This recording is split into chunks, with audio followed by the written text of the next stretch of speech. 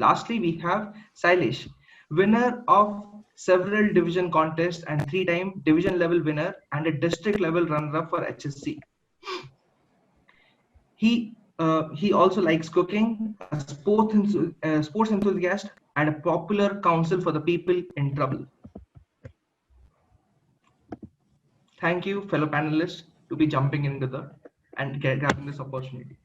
The entire panel, as discussed, is usually split into 4 directions, 4 major subtopics that we would like to cover. Starting all the way from what humor typically means, how to be humorous, proceeding into the aspect of with respect to what can we do with humor specifics, how to write a joke, how to do misdirections and whatnot. Thirdly, we will cover the idea of contests, and last but not the least, the stage will be open for questions and answers. Before we start the panel, we would like to have some initial comments from our esteemed panelists. Let's go along the order. Toastmaster CK, let's have some opening comments around the concept of humor, humorous speeches, and why humor is so important in today's life. Over to you.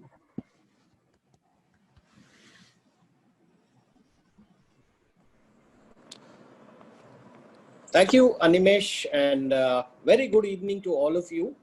A quick update, am I audible or do I need to move the mic closer? Fine? Oh, great. Audible. Thank you so much. So, talking about humor, I think it's played a major part in my life because while I was studying engineering at MIT Manipal, I never used to get even a second look from any girl. Forget second look, even first look was the problem.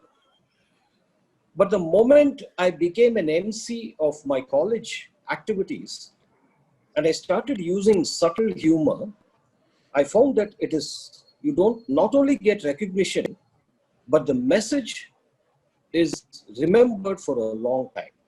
That I think is the essential difference between cracking a joke and weaving humor into your speeches. When I crack a joke, I want you to laugh heartily for 15 to 20 seconds, fine. But when I use humor, I still want you to laugh for 20 seconds, but remember for 20 minutes or even longer. That is the effect of humor. In conclusion, I would like to say humor is infused, whereas wit is imposed. So we need to know the difference between infusing humor and imposing. Then I think it becomes a joy to listen to. Over to you, Animesh.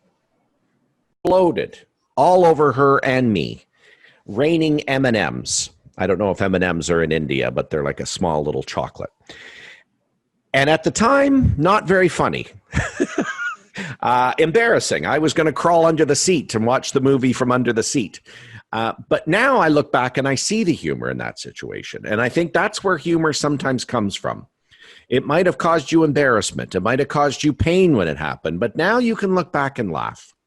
So that's where I tend to go when I'm looking for humor in my life. And when someone says, well, nothing funny ever happens to me, I usually will start to ask them questions about embarrassing moments. That's my opening statement. I hope the members of the jury will... Oh, sorry, I'm off track again. I'm sorry.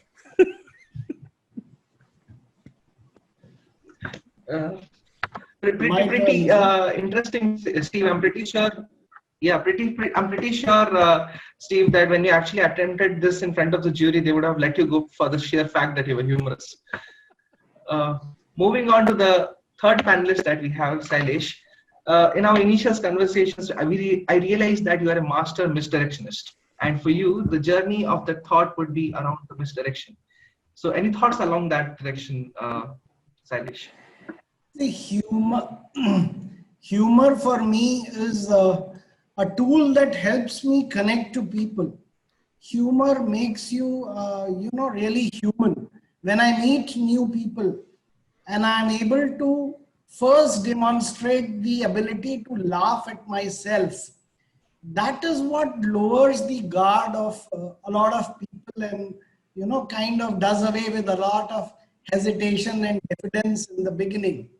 So they find me easy to connect with and easy to share. And that I feel is the greatest ability of anybody who has a little bit of humor and especially can do a self-deprecating one or two liners here and there.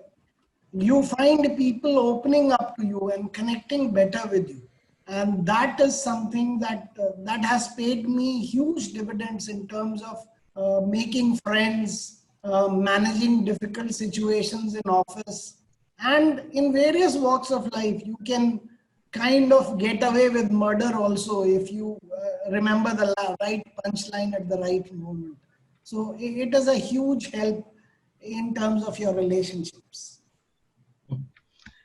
That's very well put, Shailesh. So as we can actually, as I was actually making notes around the lines, I was able to glean that humor in everyone's life come from different aspects. For example, when Steve is quoting the fact that a weird memory became a funny one right now, it is apt in saying that humor comes from a dark place. When Shailesh arranges the fact about misdirecting the thought, the idea about creating a perfect punchline and helping it out in relationships, the journey of a joke takes a different stride for him. And definitely for CK, humor was the necessity of the hour. So it also is a skill that could have been learned when. So humor is a very flexible, is a very fluid element in our life. Is something that I could relate to. Uh, Speaking in terms of taking CK from the point that you actually started, there's a subtle line between, as you rightly said, between the joke that we have versus a humorous or a funny person. Uh, in that aspect, what do you think? Is it more essential to be funny, or it's more essential to have or be humorous, or it's more essential to have the knowledge to create or crack a joke? Or if either, how do we do that? Oh, unmute. Sorry. CK, you're I think on mute. Animesh, There you go. yeah, is it okay now? Yeah. Yeah, okay. What I feel is the way you look at things matters a lot. For example, before getting into training, I was involved in a buy and sell business. It was a non-profit venture. When I began the business, it was not meant to be. You can understand how badly I messed up that business. I lost everything that I had. And when things went out of control, I went to my father and told him this. He started smiling and said, "I'm so happy." I got a shock. I thought that he had a weird sense of humor. He said, "No, I'm serious," he said. He said, "Looking at the sales graph and looking at the numbers, we have reached the bottom. We cannot go down anymore. The only direction is upwards. So I'm so happy. Any step that you do will be upward." Now, I didn't know whether to laugh or cry, but from that stage to be able to look at things differently, I think is what humor helps you. General Douglas MacArthur was retreating from the battlefield. And one of his soldiers asked, "General, why are we retreating?" And you know what he said? "Who's retreating? We are merely advancing in another direction." So the ability to turn your misery or pain, it all helps if the perspective is different. I think that's what enables you to be strong. If I've survived the loss-making years, it's simply because, as Shailesh said, the ability to poke fun at yourself and say that this too will pass. I think that is how I view humor. I don't know if you've answered the question.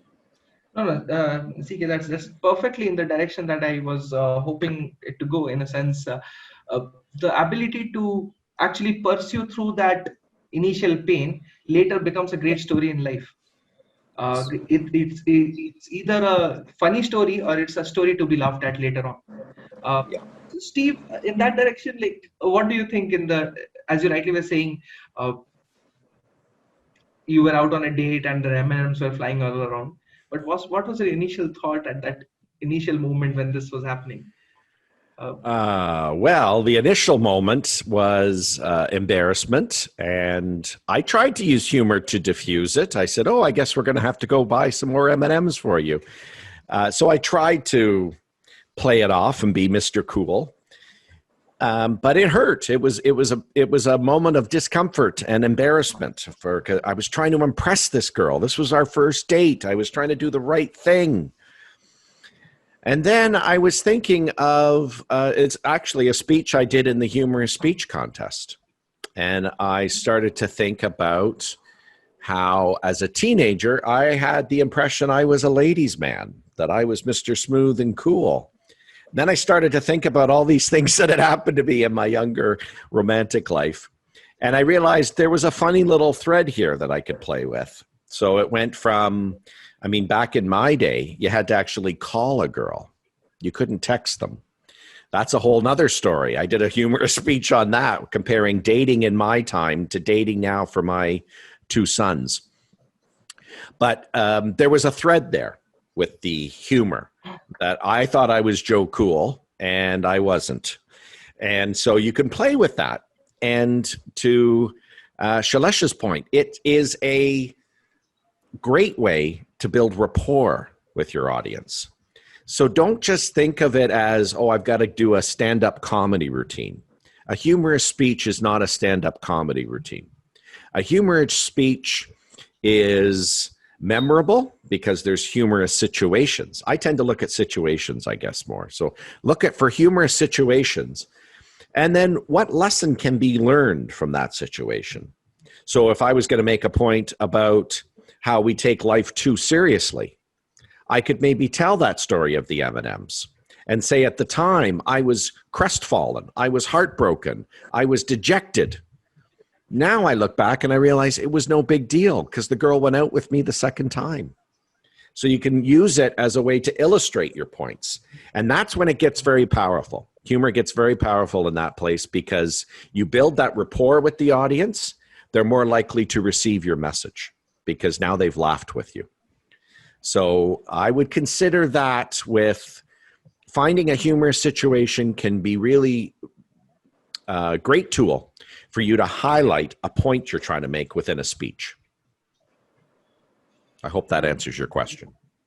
Pretty insightful, Steve. And while you were narrating the story, I do realize that certain topics in humorous aspects are universal. The dating, marriage, your first job, first time you got rejected. These are certain anecdotes that are universal in nature. Maybe you will not be able to relate to Hyderabadi biryani, and we might, as you rightly were saying, M&Ms may or may not be available in certain parts of the world, but rejections are constant throughout. So they do tend to become an inspirational thought around the humorous aspect. And which brings to my question to Toastmaster Shailesh in that direction. So Shailesh, as I was listening to these two stories, I was thinking like, what goes into them? Then you have an anecdote, right? So how do you think that an anecdote? What's the journey of that joke from an anecdote to a story to a fun-filled, M&M-filled candy, like you can share with your audience, which ends up becoming a joke, which ends up becoming the ha ha ha moment for the audience. So what goes into that technical aspect according to your experience?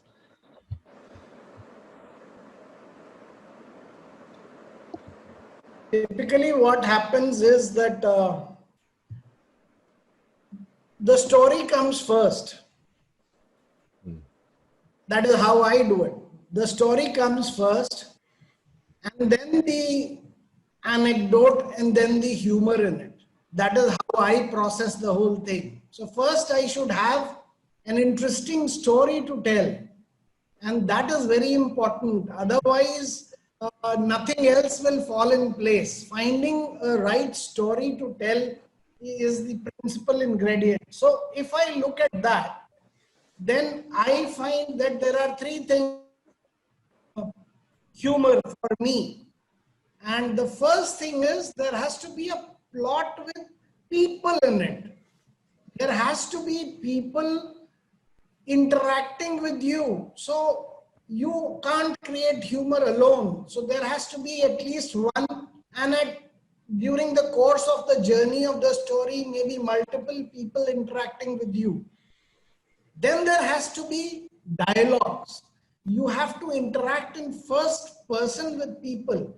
It cannot be a third person storytelling. He has to say something and you have to say, oh, you have said like this. Now you listen to what I have to say. There has to be a constant banter to create humor.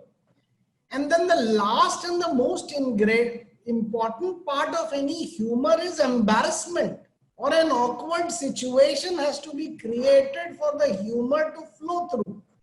So when you are creating humor, the creative part has to keep in mind that there has to be a lot of people that you are interacting with, and you are going back and forth in dialogue, and it is in turn creating embarrassment for you. Unless there is embarrassment for you, I take it upon myself to be the object of jokes in most of my speeches. So unless you do that, people are not going to laugh.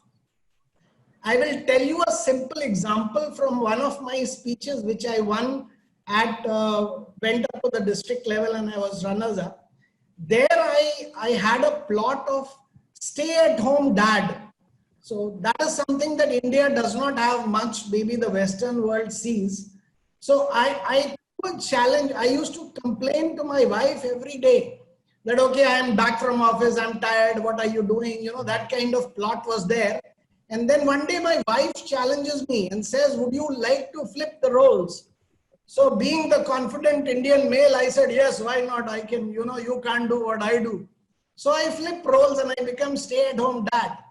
Now, what is the kind of situation that can come to stay-at-home dad? You can have challenge from kids, you can have challenge from neighbors, you can have challenge from your maids and servants, your mother-in-law. You don't know what challenge will come. So that kind of thinking process goes. And to illustrate an example of embarrassment, I take out my kid to the park in the evening when all other mothers are bringing their kids to the park to play. I am there as a male member getting my kid to the park. And all the moms, 1 or 2 days, the moms observe me. And then one day there was a kind of a dog, chasing a kid. And one mom from the mom's group, one particularly good-looking mom comes to me and says, please, please save my kid. So I run after the dog and be the and save that kid. And then the whole mom's gang kind of, collects around me in admiration. And that good-looking mom comes to me and I knew, this is my moment to kind of be Brad Pitt or Shah Rukh Khan. And she comes to me and says, Bhaiya, aap kaun se ghar mein kaam karte hain? Which house do you work as a servant in? So that kind of, twist in the plot is what creates humor. So there has to be an awkward situation. You are trying to be Shah Rukh Khan and you end up as anatomy of a joke goes. So that embarrassment is an integral part of any humor that you create. That's a very insightful direction, Shailesh. Toastmaster Steve, does the journey of your joke also go through that direction, or you have a different thought process in coming up with your speeches or humor in your life? No, I think it's somewhat similar. I think you have to be observant to be humorous. I think you have to be aware not only of your situation, but of other situations. So have a look around, and there's nothing wrong if, let's say, something embarrassing happened to your friend. There's nothing wrong with, now the story becomes you are the one that's embarrassed. So in other words, you swap the friend out and it's happening to you. Because again, it's about building rapport. But if you're observing and you're kind of looking at things a little differently, for example, my son Derek was telling me about texting a girl, and he was asking me for advice. And I said, Derek, that technology didn't exist when I was your age. We didn't text. We had to call or speak face to face. He was shocked. And I realized, oh, there's a speech here, a humorous speech, because I can talk about how it was when I was young, and I can talk about the struggles now of the youth today and how it's all different. And it plays on two levels. So the people of my vintage that are in the audience are going to go down memory lane and chuckle along with me. And the people who are of Derek's vintage are going to find humor in, oh my God, what a struggle this man had to get a date. And also see how I view what they're dealing with right now. So you kind of have to file away things, either have a journal, use your recording to record something that happens, but keep a tab on these things as they happen to you. The other thing that's very helpful, or has been very helpful to me, is the camera function. Maybe you see a funny sign somewhere that reminds you of something. I was at a Toastmasters Learning Institute from my district, went to the washroom. As I'm leaving the washroom, there's a red button with a sign above it. The sign says, in case of emergency, press this button, Monday to Friday, 9 to 5. I was in that washroom on a Saturday at 2 o'clock in the afternoon. So my immediate thought was, oh, that button is useless unless I'm there Monday to Friday, 9 to 5. Otherwise, we don't care what happens to you, Steve. These types of things where I look and I go, that's funny. That's funny. Why is it Monday to Friday, 9 to 5? So have your camera ready. Have your voice recording ready. Memo things, text things to yourself, whatever you need to do to just keep a memory and a running tab so that when something does come up, oh, I have to do a humorous speech. Oh, I'd like to put a humorous story in about this. Go back to your files and have a look. So always be observing things around you. That would be a tip that I have found very helpful for me. Taking from that note, Steve, I do realize, like, many times when we're actually sitting with our friends or family, we tend to be funnier, right? Like, we think that we are funny among our friends, but when we go onto the stage or in a situation like this, when we are actually put across as an individual, we think we are not funny, which makes me think that if I were in your situation, I would be also standing with my friends and criticizing that sign. However, in a different context, it would not reach my head. And this brings to the second follow-up question. I think, CK, you must be, you can address this in a different context. Now, you have been a Toastmaster for a long time. Unfortunately for me, I have been a Toastmaster for 2 years. So your powers of observations are definitely have been building up for all these years. So it's a very directed question, taking from what Steve was telling. How has humor evolved over time? Like, what is your perspective about your humor versus the humor being evolving over the time and generation, across generations, and also in your head? Like, how do we cater to millennials versus centennials? Exactly. Now, I quite agree with both Shailesh and Steve as far as the observation is concerned. And over the years, I've found out a homegrown formula called OWLL. This is patented. You will not find this in any joke book unless somebody's copied my patent. And it's nothing great. O stands for observe, as Steve rightly said. I always carry my smartphone and click something interesting. Just as Steve observed, I was walking down the streets of Mumbai and there was a teenager who was wearing a t-shirt of Nike. You all know Nike, right? It had that tick mark, but somehow I felt this was not original. You know, the cloth was too scrumpy to be original. But when I saw the slogan, I said, hats off. You know what the slogan was? Just fake it. Just fake it. So I said, this is amazing. At least I said hats off. So this is where the observation comes in. Okay, what does W stand for? Write it down. I evolved this some 10 years ago. There was no smartphones, so you'll appreciate this. We see so many things, but you have to document this. You have to write it down, because I remember my school teacher telling me a short pencil is better than a long memory. So write it down or capture it, as Steve says. The third part is L. Link it with your speeches. As a Toastmaster, you have plenty of opportunities, either in a project speech or in a table topic or in your assignment. Link it with your table, any speech. Now, for example, I had read a nice incident about Mullah Nazaruddin. For the benefit of Steve, Mullah Nazaruddin's stories are very famous in India. We'll call him Mullah for short.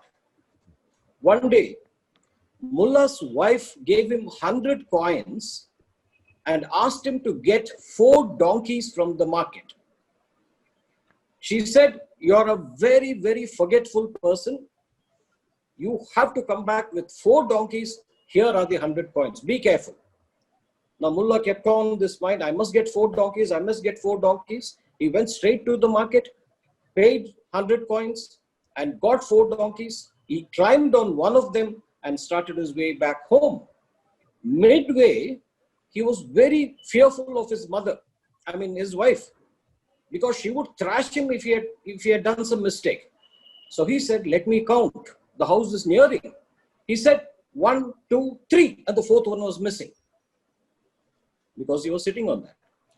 And he started shivering. How am I going to answer my wife? She's going to skin me alive. And then he said, "I'm going to be brave today. I'm going to admit my mistake." As soon as he reached, he got down and said, "Begum, please forgive me. In short, darling," or whatever, just for Steve's benefit, "Please forgive me, darling. I did as you said. I gave 100 coins. I bought 4 donkeys, but I don't know what happened on the way. Please believe me, not my fault, but there are only 3 donkeys now." The wife gives one look and says, "Don't worry, Mullah. I see 5 donkeys now." And then I say, I use it to illustrate a point, as Shailesh rightly said, awareness. Most of us are not even aware of what is happening around us. And we are running a rat race without even knowing what the situation is all about. So link. And the linking may come immediately, 5 weeks later, but you have to be able to link. And finally, the last L is learn from your mistakes and learn from others' mistakes. In fact, when I conduct humor workshops, the first thing I do when I finish is, where did I get the maximum laughs? Where was the response lukewarm? And where did my jokes bomb? And what could be the reason? Was it a stale joke, or was my delivery bad, or they just heard it before? So when I do this, I get a fair idea how I should structure myself next. So OWLL, observe, write it down, link, and learn. This is how my joke has been progressing. Just one line to answer your question. The millennials are more into gamification, so you need to be able to excite them in different ways. You just can't come and preach and expect them to enjoy. You have to engage with them in a different way. I'm just returning from an online humor workshop in Bangalore, conducted by one more famous humorist, KVM Kishore. You must have heard of him. I think before this, the moderator conducted a nice online quiz, got the people pepped up. She said, "Why don't you guys name yourself with the craziest names possible?" So guys started naming them roasted duck, this, that, and that. And there the kind of engagement is completely different. But I think the basis of humor remains same. Yeah. That is very well addressed, CK. This is also now the patent is out, but for fellow leaders, observing something, writing it down, linking it to your life, and learning from your mistakes and others is inherently going to make you funny. If not, at least it's going to make you aware. Which brings us to the second segment that we will. Animesh, I'm sorry if you don't mind. I forgot to tell this during the observation. As a humorist, why I say you must keep a keen eye. Now, I went like this and sat in the morning. I conducted a humorous workshop for Gujarat Toastmasters. There was a young, attractive MC called Rani. You know how she started? Ha ha ha, it's so weird. Of course, she was talking about something else. But how I started was, when Rani started laughing and said, ha ha ha, I thought she was referring to my specs. As you can see, one side is broken. I thought I was looking weird. I had to tell her, in these times of pandemic, I cannot go out to get it repaired. I hope you don't mind. So this created the rapport that Steve was talking about. Amazing. That was, yeah, sorry. No, it's a very valid input, CK. Which brings us, actually, this brings us to the methodologies of coming to a speech, coming with the ideas of being humorous. I'm not sure. Guys, do let me know if my network goes away. I just got input. Anyhow, which brings us to the second segment, humor specifics. How to write a joke, the art of misdirection, setup, experiences in humor. And when we talk about misdirection, let us open with Shailesh. So Shailesh, how does it work, man? I have been wanting to hear, how does the concept of a joke become more tangible when we deliver it?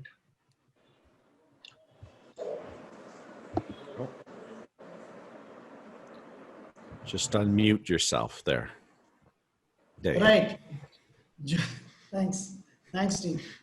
Yeah, joke. I mentor a lot of people in humorous speech, and I find this is something that needs a lot of mentoring, and concept is not clear in people how to kind of go about constructing a joke. And in fact, I was talking to Chendil sir in the afternoon, and he was also talking of the rule of three. And there is a rule to construct jokes. And the rule is as follows. I mean, how I term it. There is a situation. You have to create a situation, and there has to be a transitional setup which is misleading. So you have to lead the audience a path where they expect a certain outcome. So the setup is to mislead, and then the punchline is to surprise and twist. So how does it typically go? A joke typically goes like this. I did a speech on parenting once, and I was talking about how my wife how my wife is shouting at my kid, and my kid talks back. My son talks back at my wife once, and I was very upset with him. And I took him aside and I said, bloody, next time this happens, you have to teach me how to do this. So there is a situation where my wife is shouting at my son, and the setup is that I am very upset about it. The setup or the mislead is that I am upset about it. And the twist is that I ask him to teach me how to do that. So this is basic construct of all jokes in the world. There is a situation, there is a misleading twist, misleading setup, and then there is a twist which is opposite. So unless you follow this kind of, structuring, the joke does not come automatically. So we must keep this in mind, and I follow it in all. I will give you one more example. In that house husband thing, I bring in my mother-in-law in one situation. Now, mother-in-law is a very popular thing in India. I don't know about the Western world, but India, it's very popular. So one day, with the screech of tires, there alights from the car my mother-in-law. Now, most mother-in-laws in this world think that their daughter-in-law or son-in-law is incompetent. But my mother-in-law is not like that. She thinks I'm pathetic. So that is how, a joke typically constructs a situation, a misleading, and then a twist. So that is how typically I construct jokes, just as an example I gave. Yeah. No, that's quite true. In now in hindsight, when I'm thinking about any stand-up comedy or any humorous speaker that we look up to, or any funny moment in life, especially as even Steve, that example of that button is still in my head, because you would not expect the button to say Monday to Friday. So the setup was the button, but the Monday to Friday was the twist in my head. So definitely this is universal in a sense. So are mother-in-laws and M&Ms. Uh, but bringing and this brings me to the next question. I think Steve, I would like to hear from you. What happens when this format fails? Has it ever been that your jokes bombed? And if they did, how do you recover from them? Yes, I mean that's the challenge of humor. There's a risk. You're like the tightrope person at the circus. You're on that balancing wire, and you're trying to keep a entertaining speech. And yes, jokes do bomb. But you know what else happens? Sometimes people laugh in unexpected places. I remember one speech I delivered comparing Toastmasters, and I was talking about my nemesis in the club. Now, I didn't think this was going to be funny, so I just kind of threw away the line. Well, it got a big laugh, and I had to wait, and I'm like, oh, that's unexpected. I wasn't expecting that to be the laugh. I loved the point earlier about how you have to analyze what got a laugh, what didn't get a laugh. But yes, when things go wrong, guess what? You got to just keep plugging through like you weren't expecting that to be funny. Just have confidence in yourself. COVID has brought us many challenges with the online meetings. We've experienced it today. People are saying, please mute yourselves so that we can hear the speaker. Well, for a humorous speech, muting ourselves is like stifling the feedback that the speaker needs.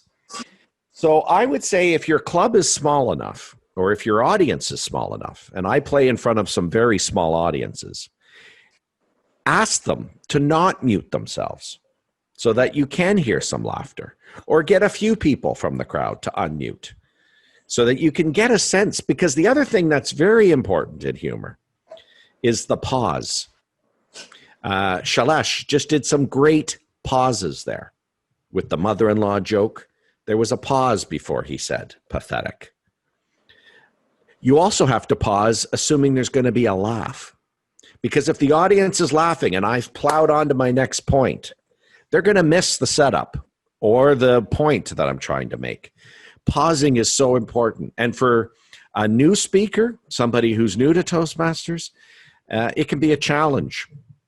Say a word in your head, Pepsi Cola or something, to give yourself at least a few seconds for the audience to reflect on what's coming.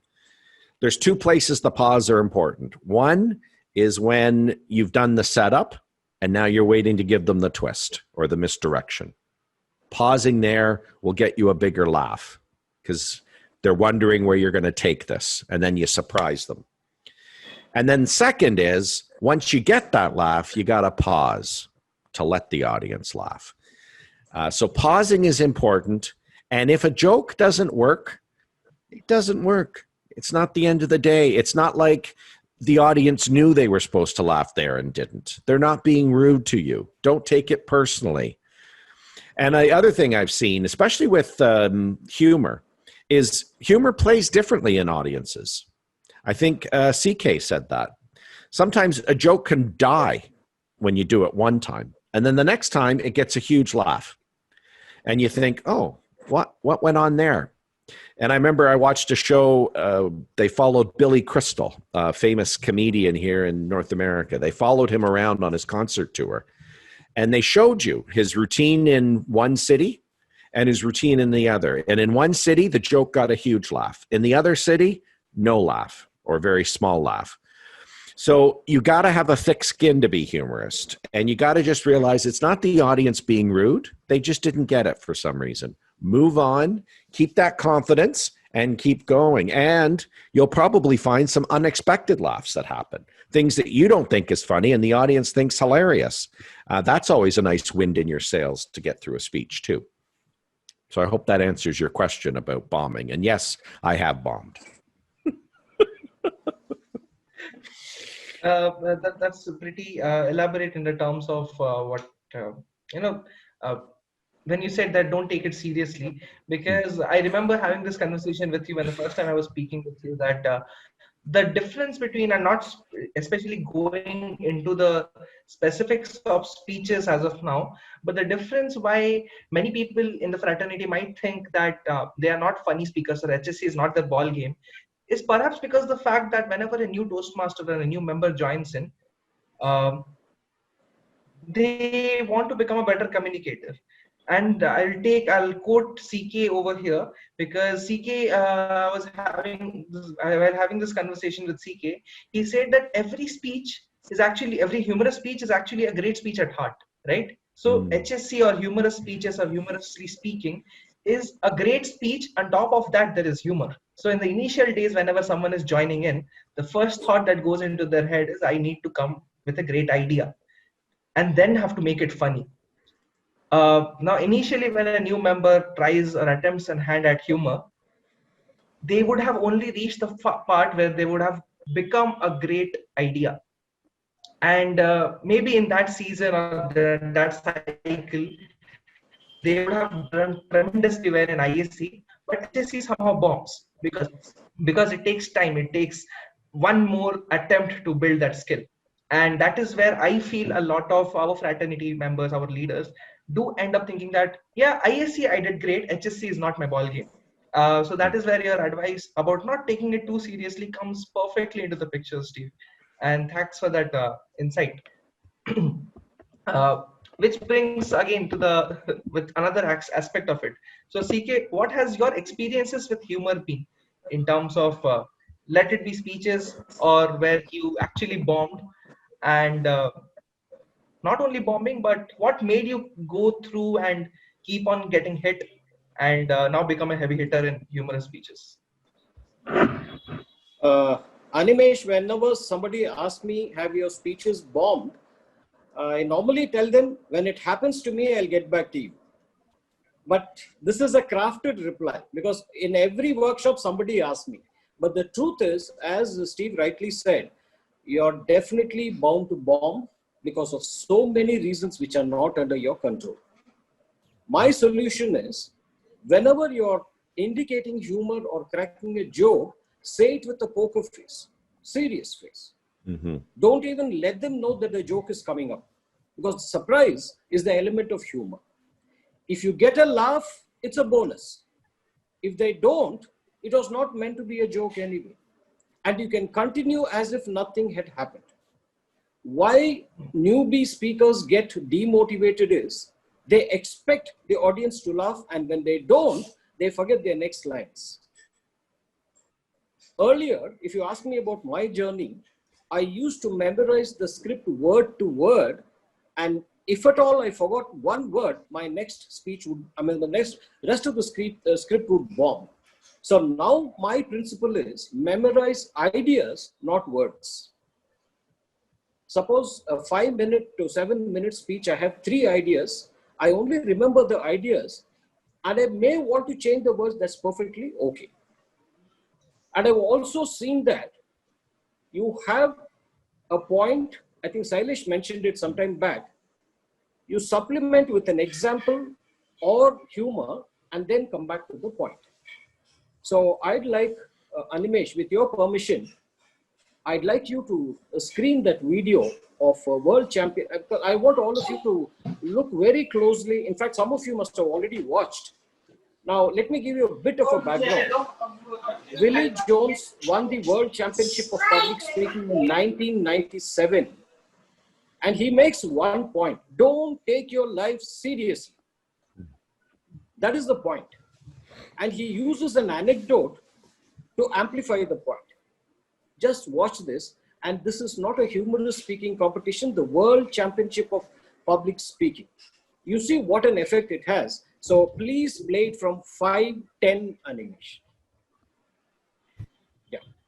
Sure, CK. Do let me know if the audio is visible, if it's audible and the Baby boomers, works.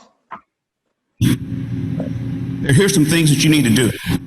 Now listen close. Don't take yourself so seriously. That's the main thing that I say to baby boomers. Don't fear failing.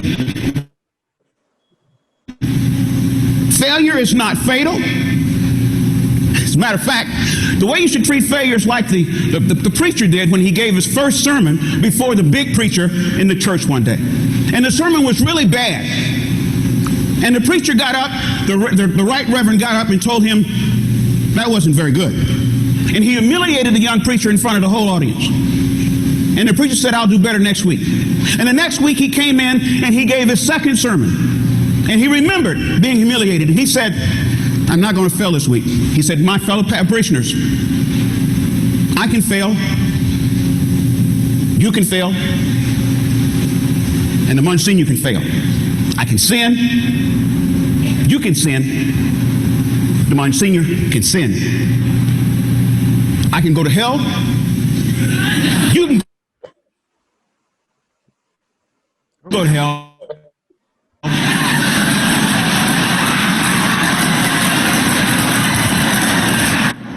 You know what? Don't take yourself so seriously.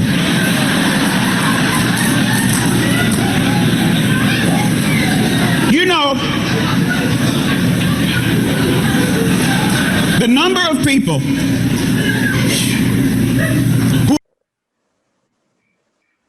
Okay, we'll funeral stop. will largely be determined by the weather that day. Was it the right Take place? it Wanted to easy. stop? Okay, perfect. Did you get the 3 points, all of you? All got it, right? Yeah. And what is important is he ends with a punch. Don't take your life seriously, because the number of people who will attend your funeral will largely depend on the weather that day. That's it. He finishes off in style. So I think I'll tell you so many things that we use. The power of 3, the point, example point, and the surprise that Steve talked about and Shailesh talked about. It got, everything was offered as a package, and this went on to win the world championship. A lot of lessons. I wish you could watch this. Please Google for Willie Jones 1997 WCPS. Yes, Anish. I actually like that when you're saying that, right? He says, I can go to hell, you can go to hell. He doesn't finish that sentence. While Doesn't the need audience to. is expecting that to come in, he doesn't need to, right? No. And he turns around. No. Just a minute, Animesh. Yeah. I can fail, you can fail, fine. I can sin, you can sin, also fine. The third Fine. is not meant to surprise. But Okay. the moment he starts Yeah. off, they know that he's got it. He's taking revenge on this. I mean, that's the surprise. That's the derailment. In fact, humorist Jean Perret, and a Toastmaster says, you need to take the audience up a path and then derail the audience. Makes sense. Makes sense. It's so profound the way he had actually capsulated the rule of 3, as we were saying, the misdirection that Shailesh was talking about, and the surprise Yes. that Steve was actually. All these 3 elements were present in that 30 seconds of clip that you had just shared, CK. This is such a. I wish, as you rightly said, I'll Google it tonight, and that would be my bedtime story for me. Which brings us to the third segment that we have. Now, this is purely for the thought around many of us, think that humorous speeches HSC is a difficult job. Before we go into the contest aspect, we usually end up saying this: write an HSC speech. If it doesn't work, make it ISC, right? And from my point of view, I would like to offer a different thought process to this, perhaps. Write an ISC. If it works, try to make it HSC. You never know. We already have a great speech at heart. Which brings us to the contest aspect of it, about writing an ISC and how to make it HSC. So, couple of things, as we already would have covered about speech specifics, about the thought process around how do we make humor, how do we be funny, how do we look into the different aspects of delivering it. But primarily, I would like to address the fact that humor has an immediate gratification for the speaker. The moment we say that ha laughter, the smiling faces, the nodding heads, when we look at a crowd, that is the ringing, that's the music to our ears, right? Now the questions I have for the panelists here, and open to anyone actually, in this thought, how do we deal with this, especially in a COVID time? I have already gotten a suggestion from Steve, turn on the videos, see the nodding heads, ask a couple of people to encourage that thought. But the speech aspect of humor, how do we still go ahead, not feeling that we have bombed, and still go plow through that 5 to 7 minutes, deliver a great speech at the end of the day? Let's start with Shailesh. Shailesh, what's your pick on this? Humor in online. Yeah, humor in online is really difficult to deliver because there is a certain lag between, your speaking and the final delivery to the audience. So you don't know whether you have delivered the right punchline. Plus, the humor is not just about verbal delivery. If you have seen that famous speech of Muhammad Katani, he comes onto the stage and he just takes out a cigarette. He turns to one corner, looks around at people, puts that cigarette, lights a match and takes it to the cigarette, and then looks at the audience. And after a good 10 seconds, he says, what? And the people are rolling with laughter. So that kind of, camera setting or that kind of body adjustment you need with the camera. Otherwise, you will deliver maybe, I will say less than 50% of what a humorous speech is. So it's to do with a lot of body movement. It's to do, so somewhere you will maybe need to stand, maybe you need help in terms of the camera adjustment, etc. Because your body communicates a lot of things. You cannot just look at the camera and your facial expression is part of it. But yes, the way you hold yourself, the way you move a certain thing. I remember I had a speech where I will try and do it here. I don't know if I am not visible to people. Am I visible? Am I visible to people? Okay. Yep. So I go to a dentist. Very famous speech of mine. I go to a dentist, and the dentist is, happens to be, just by chance, happens to be a very attractive young woman. And she takes out, to begin the root canal treatment, she takes out a big injection, to be given to me. Now, exaggeration is part of this. So body exaggeration is part of it. She takes out a big injection. And once I look at the injection, I kind of make a big show of, opening my belt and, trying to slide my trousers. And the dentist is looking at me with curious and like this. And then she says, hello, open your mouth. I said, mouth, huh? So that kind of humor is there where you have to use your body language to some extent, and you may need some help if you are using your body to convey something. So instead of, for a long time, I did not say anything. I was not talking. I was just saying that the dentist had a big injection, and immediately I started preparing for the injection. And then I did not speak for 15 seconds. And then the first thing the dentist said was, hello, open your mouth. So without conveying much, just by facial expression and body movement. So that kind of thing has to be factored in and thought through before you go through with the whole humorous speech on an online format. How do you factor body language, camera angle, etc.? Maybe you need help. No, it's a very important thought or an element in humorous speeches. Not even in humorous speeches, as Mohammad Ghazali's speech is a very famous example. But typically, most of our communications are non-verbal, right? So non-verbal communication, when not getting addressed, we also lose out on that element of humor. With that concept of Shailesh highlighting what is important, uh, Steve, what's your take on how do we do it then?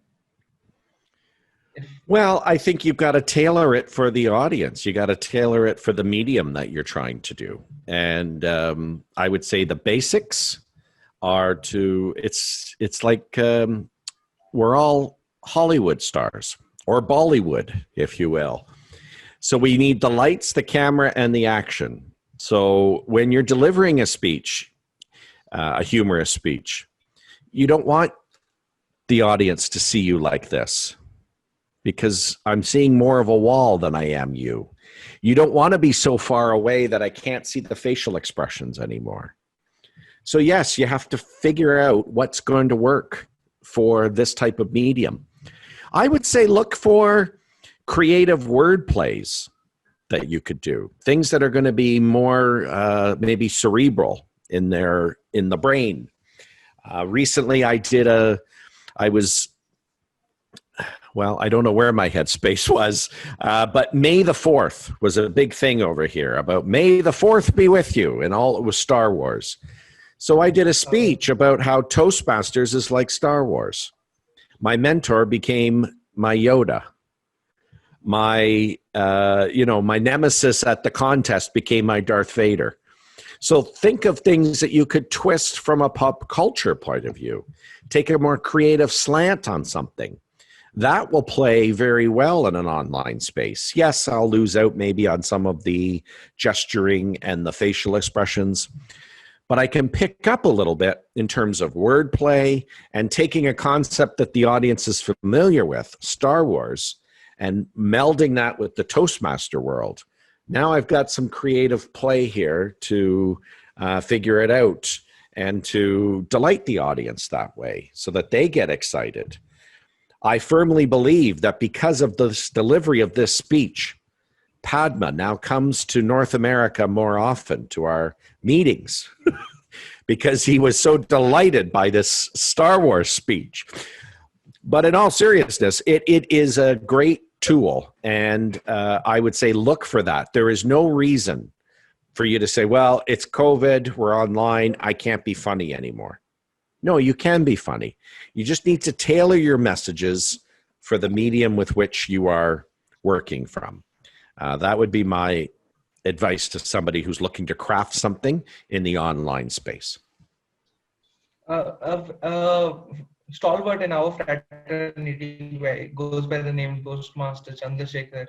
He usually says this line during COVID time that in COVID, the medium changes, the intent doesn't. And if the intent still stays the same, you hand at it. I love that. So yeah, fair point to think in that direction.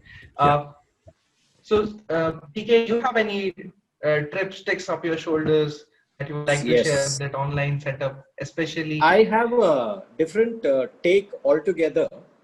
I've never believed in body language or vocals improving my humor. That's my take. And this is an opinion and not a judgment.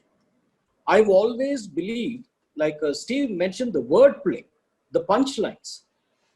And the online medium has made it much more easier for me because I just sit in front of the screen and people are focusing on what I say and they're not necessarily distracted by the mannerisms that I have. Because my script does not involve play acting. This is my view, okay?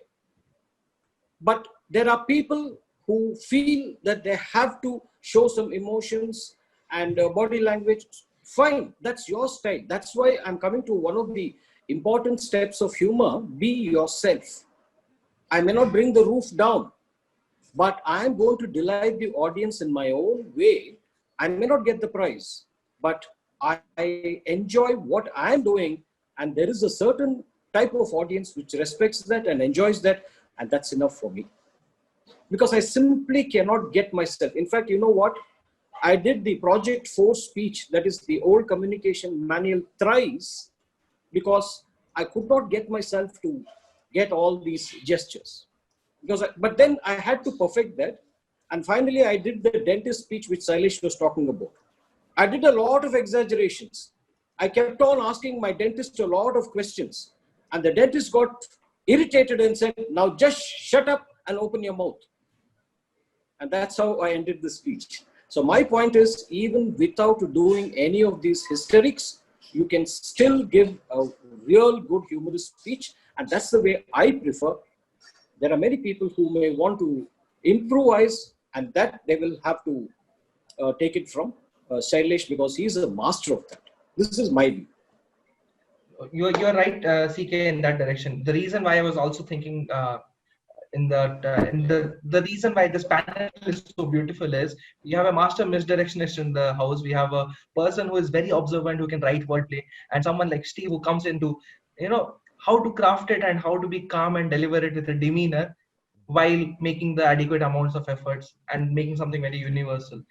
Taking a point from not talking about the stand-up comedians, but the journey of a joke or a thought.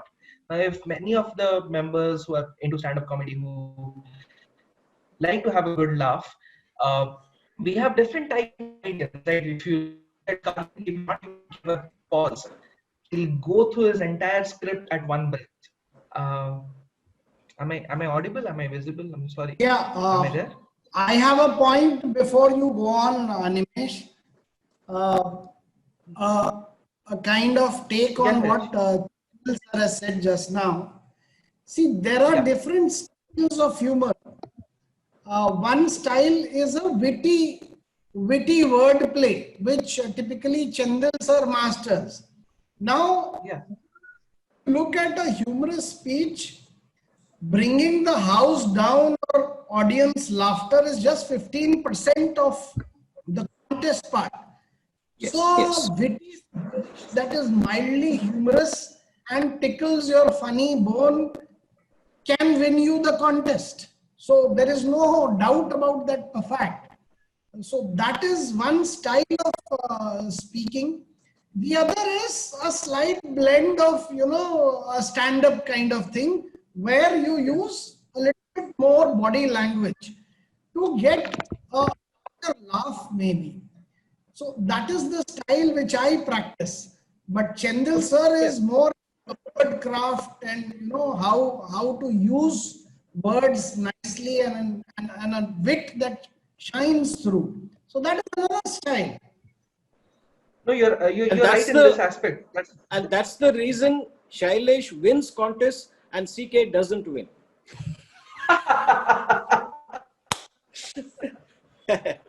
Yes, Animesh. That's precisely the thought, actually, CK and Shailesh and Steve. So if you follow George Carlin, like when the world still had George Carlin in it, he would go throughout the speech without taking one breath, which means he never focused on pauses. Similarly, you have Louis CK, who would make such beautiful anecdotes and go into a very dark humor with body language and expressions. And these are two different, very talented, very gifted, observant comedians or humans in terms of humorous speeches. So the reason why the panel is so beautiful is every member who is going to watch is witnessing this has a person to link to, and that is why pauses, no pauses, body language, witty writing, or tearing your M&Ms, throwing it on your mother-in-law in front of a dentist still works. With that thought, we shall move into the fourth segment, which is the Q&A. The stage is now open for members to ask any specific questions to any specific panelist. You can type it in the chat box, and I shall be taking, asking the similar from your behalf. While other members do type their suggestions, we have two specific questions already in place. One from your friend Steve, Toastmaster Padma. And his question goes something like this. What is your take on British type humor? The yes minister or the yes prime minister type humor? So can I just add something to it? I mean, now that we've moved into the question and answer, So I very Sure. keenly listened to what you talked about in terms of the wordplay based humor and the body language related humor, etc. So one of the things I felt is that when it comes to a very large audience, something like 2,000, 3,000 people, just depending on wordplay alone may find it very difficult to entertain a 3,000 people audience, which is why in international speech contests, for example, there's so much of movement and sometimes even exaggerated kind of movements, because people have figured out that if you have to keep 2,000 people engaged, you can't, have a deadpan, stand in one place kind of a humor. That is one part. The second part is when we use wordplay, it is very effective for small audiences. However, when it comes to slightly larger audiences, the rate at which people get the joke differs, right? When we are using some intelligent wordplay or when we are using some tongue-in-cheek kind of humor, different people get it at different frequencies or timings, I would say. And therefore, maybe, there is also a possibility that somebody who is laughing will have to explain to the next person who is not laughing as to what the joke was. So how do we really deal with this when it is the wordplay or tongue-in-cheek humor? How do we really factor in all of these? Is that for me or anybody? Anybody, anyone, anyone. Well, I think the power of pause is another thing that you have to kind of wait for. And you have to have confidence. I said earlier, when you're a humorous speaker, or when you're doing a humorous speech, you have to have confidence in your own material. It doesn't mean you're going to think everything's going to be funny, but there may be certain touch points or land points that you think this is going to get a laugh. So Padma, I delivered a speech I compare Toastmasters to a lot of things, I guess, comparing Toastmasters to being in a relationship. And I said how going to my Toastmasters club was like dating. Once a week, I made a date, I dressed up, I was never late, and I came to impress my relationship with Toastmasters. And then I set up that somebody came to me and said, Steve, have you ever considered going away for the weekend with Toastmasters? Now, I knew that was going to be funny, but it might take the audience a second to draw the analogy of taking somebody away for the weekend and going away for Toastmasters. And so I paused and I started to hear some laughter, and then I could hear more laughter, and then I heard more laughter. So it was like a wave. If I had kept going, there would have been people there going, wait, was that funny what he just said? What was funny about that? Why are you laughing? So you have to have confidence that certain things are going to land. If they don't, you just look like a very thoughtful speaker who's let the audience really ponder your last point before you move on. But yes, some jokes operate on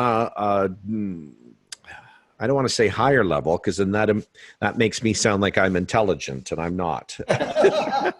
But some jokes, you need the audience to catch up with you. So you have to have the confidence to pause a little longer and to wait for the reaction. That's my thought anyway. Yeah. I'd like to just add to what Steve says. When you try to come up with this smart aleck jokes, definitely I think you will not build rapport with the audience. So I think there has to be a common denominator where most of them get your joke. And, speaking with a straight face is not just wordplay. It is the power of storytelling, anecdotes, building up that climax. So if you're able to do that with your own expressions, there is no need to run around, left or right. And I'm speaking apart from the Toastmasters format. But since this discussion is all about Toastmasters, I would agree with you and say, because the yardstick is demonstration, I don't want you to be left out of the competition by listening to my advice and then saying that because of you, I lost the contest or something. Yes, this is my take. Yes, in Toastmasters, all these things matter. Which is true in what you were saying, Zeke. And just to highlight, while we were discussing this, Steve had mentioned in the chat box that never enter a contest with the thought of winning it. Typically, never enter anything in life with the thought of winning it. Enjoy yourself. That's it. Yeah, the big thing am I for audible? me. Am I- Oh, sorry, the moderators. No, Okay. actually, I saw frozen faces, so I thought Yeah. I had lost it. No, what really brought that home for me was it was my first time in the International Speech Contest. We were in a small area, so first and second got to move on. So I came second at the club contest, moved on to area, and I went in thinking, I'm not going to win because the other guy at club has already beaten me, so I got nothing to lose. So I threw everything into that speech. Guess what? I won. But I didn't go in thinking I was going to win. I just went in thinking, well, what the heck? I'm here. Let's try it.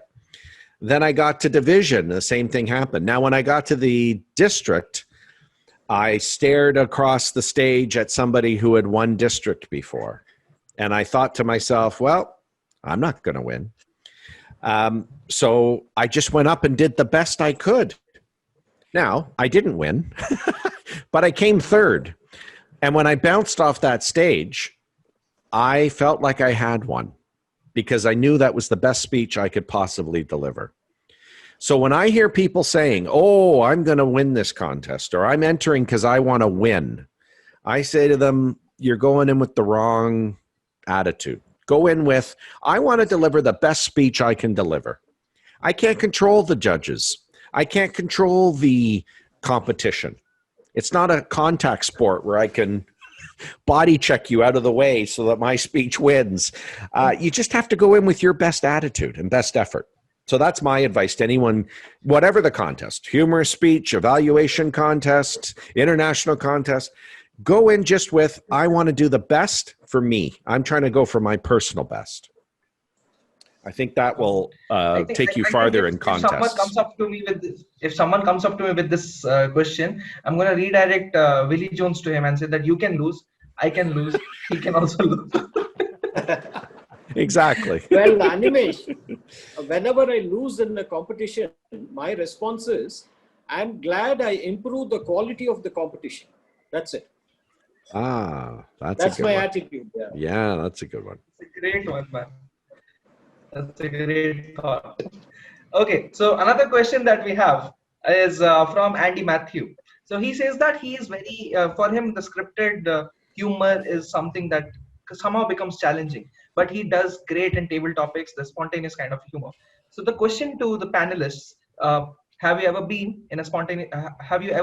spontaneous humor in a speech? Have you ever brought that element into yours? Yes. I referenced it earlier about I got a laugh I didn't expect. So the laugh I didn't expect was about my nemesis at the club being Audrey. And it got a big laugh. Everyone was like laughing. And I was like, oh, I wasn't expecting this. So then later on, I had a line in there that I said, I knew if I came back to compete again, I would go higher the next time.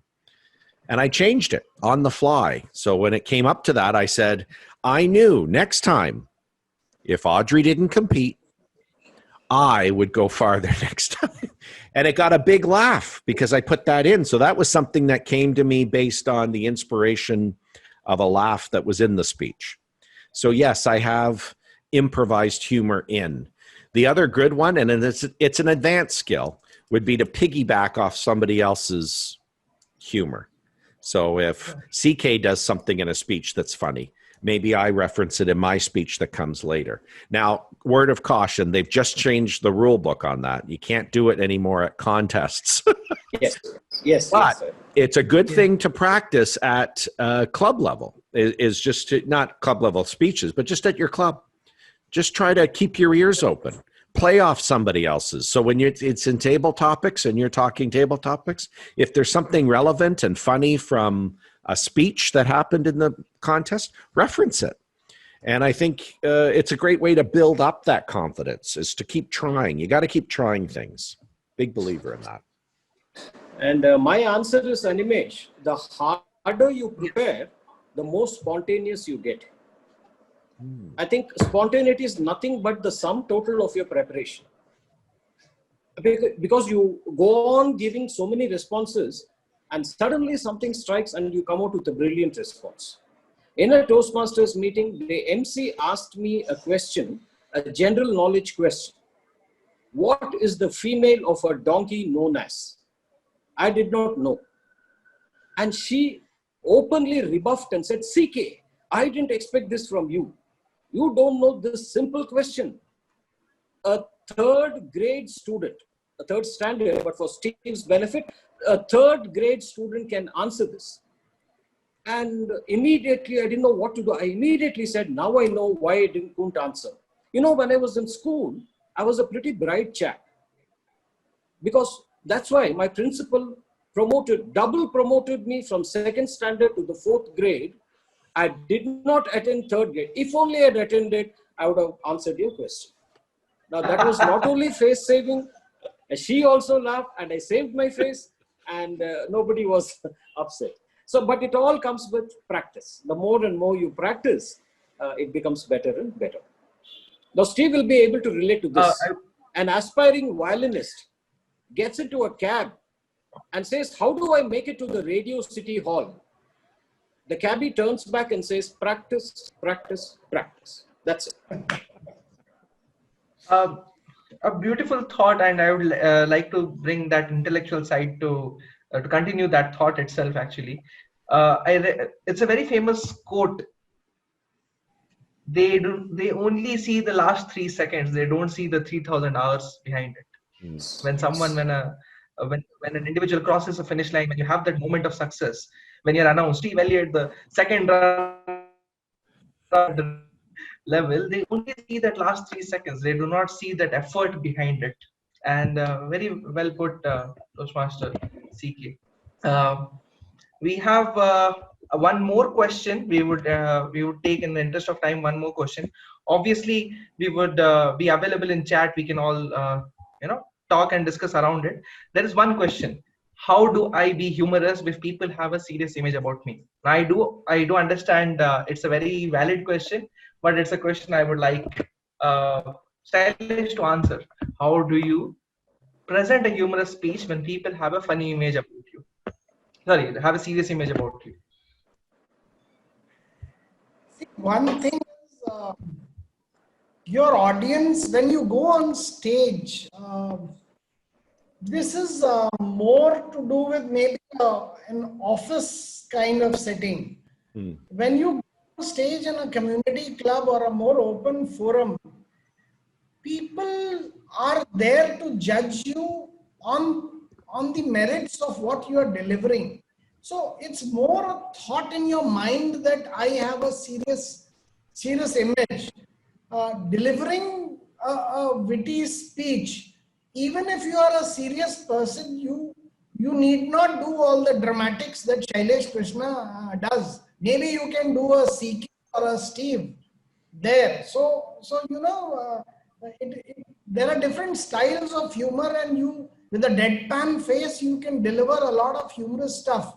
So I don't think once you have the proper speech flow in terms of the story and the joke structure in place, even if you are delivering with a serious face or a serious image, maybe it will work better.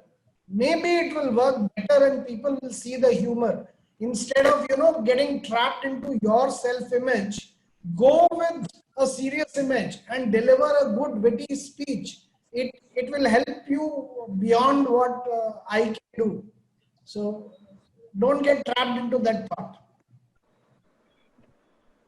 Very, very, very well put, Shailesh. And I do understand where this question actually came from in the thought process about how do we still maintain the decorum of an office setup or a setup that you are currently in without compromising the fact that, okay, this guy is a gullible guy, or is he? Because I do understand where this question comes from, and very well answered, Shailesh. That's it in the context of things. With that, I open the floor for closing remarks. Toastmaster CK, any closing remarks for you? Can I just ask one more thing, Animesh, if you don't mind? Just one more thing. Sure, Padma. Why not? Yeah. So everybody advises self-deprecatory humor. Everybody says, your vulnerability is what makes people laugh. I agree with that. 90% it is that. But there is also the 10% element of what they call the Groucho Marx kind of humor, where he uses his superiority complex, or I mean projected superiority complex, in order to make people laugh. And he is considered to be one of the greatest comedians if you look at it. And his most famous statement is, "I would never join a club that accepts me. I would never bring myself down to joining a club that is willing to accept me." So he takes it to another level in terms of looking down upon the entire world, but everybody understands the spirit with which he does it. I mean, any thoughts on that? Do you think that is something that is also a valid way of humor, or do you think it's a dangerous ground because we are not Groucho Marx? Padma, when a celebrity sounds boring, the audience thinks it is their fault. Because the celebrity already has that image. But if you and I do it, the audience will view this in a different manner. So when you reach that level, anything that, okay, just a simple example. Now, we have a very famous show called, Who Wants to Become a Millionaire? Kaun Banega Crorepati, for the benefit of Steve. And the host Amitabh Bachchan comes and does this. Your Toastmasters public speaker will tell you that is not a good decorum. But because it is Amitabh, he carries it off very well. So there are some people who do that. But until you get that stage, it is better to use self-deprecating humor because people like you. There's one more speaker. He fell flat in front of the audience. And you know what he said? For the first time in my 15 years of public speaking, I've reached the level of my audience. And he got away with it. So it is just an exception, I think. My view. I think let's hear what Steve says or Shailesh says. I would just quickly say it's back to what you said earlier, CK, in that you've got to do what's your voice, what's authentic. I don't think it plays well to be a character, to go up on stage and pretend to be something you're not. So I would say if your voice is irreverent humor and that Groucho Marx style, go for it if that's what you want. I couldn't pull it off. There's no way I could pull it off. So I wouldn't even try because it would come across disingenuous and it would come across as a little fake. So lots of humor out there. Be who you are. If you're Stephen Wright, be Stephen Wright. Deliver very deadpan humor. If you're Jerry Seinfeld, go for Jerry Seinfeld. Go for whoever and whatever voice is right for you. That would be my advice when it comes to humor, because not everyone can be Jerry Seinfeld, Groucho Marx, or whoever the comedian of the day happens to be. That's very well put, Elliot. In a thought process that and comprising what CK was saying, do what is actually the template. During that process, find your own style, and once you have found your own style, be your own Groucho Marx, if that may be. Yeah. Thanks, Padma, for asking that as a particular question, because we also got a similar question in that direction. How do we deliver a speech keeping the audience in mind so as to not humiliate them in that process? So sometimes the audience might get offended. How do we gauge the audience in that direction? So probably this answer also suffices to that question. With that, the time is 8:33. I wish the panel were longer. I do wish this was beneficial to everyone who was involved. More importantly, I had a great time. This was honestly one of the most profound experiences, a great way to end the weekend.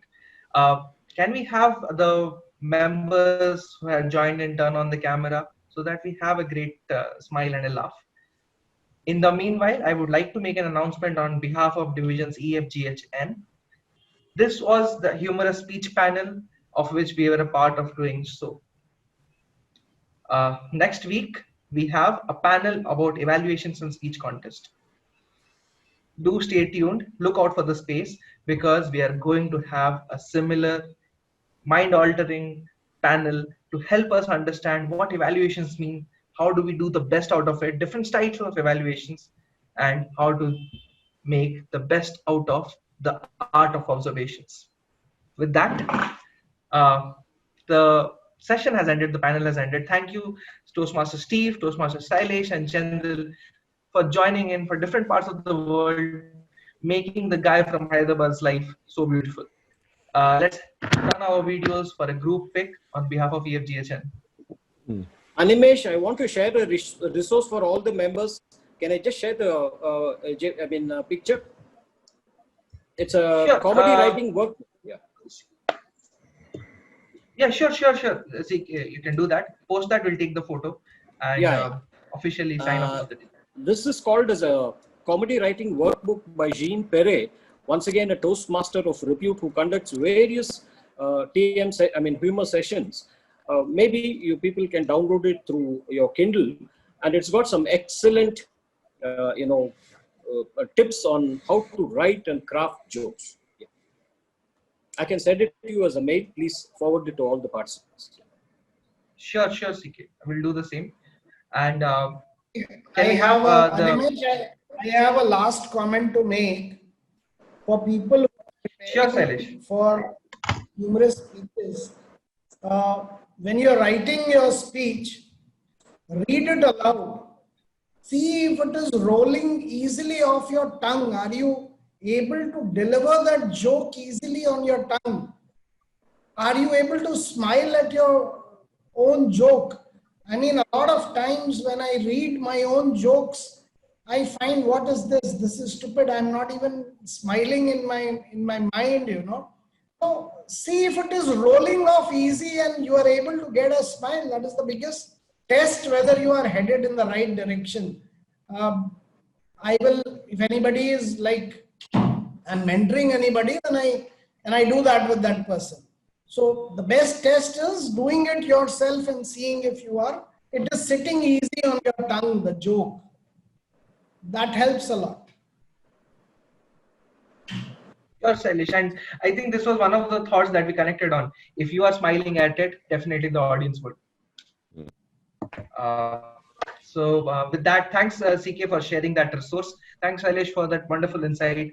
I would just recap for a second. There's a difference between a joke and being humorous. Observe, most importantly, if you observe, write, make a note of it. The art of misdirection would be the best tool to start with. Misdirect and derail them. Humor helps in building rapport, building connections, diffusing the situation, asking a girl out and laughing at your own mother-in-law, grandmom and whatnot. Okay? Observe, write it down, link and learn. That is what one of the key takeaways from CK's speech talk was. Steve, on the other hand, made sure we know that humor also comes from a dark place, but you might not laugh at that right now, but make a memory of it. And Shailesh, as usual, decided and showed that humor can also be expressed through various body language, the art and the technicalities behind making a point, misdirecting it, and changing it away. Especially the pause part about pathetic.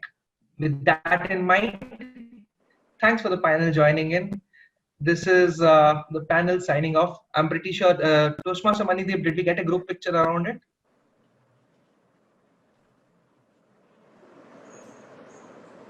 Money? Do we have a group? Did we take a group picture? Anyhow, I took the same, and I have a copy. I will share with all the members present. Thanks on behalf of divisions EFGHN and District 98. Thank you all the panelists who joined in. This has been really insightful. See you somewhere else. Thank you. Signing off. Thank you. Thank you all. Thank you, Steve. Bye. Thank you. Thank you, CK. Wonderful. Thank you, Steve. Thank you, Animesh. You did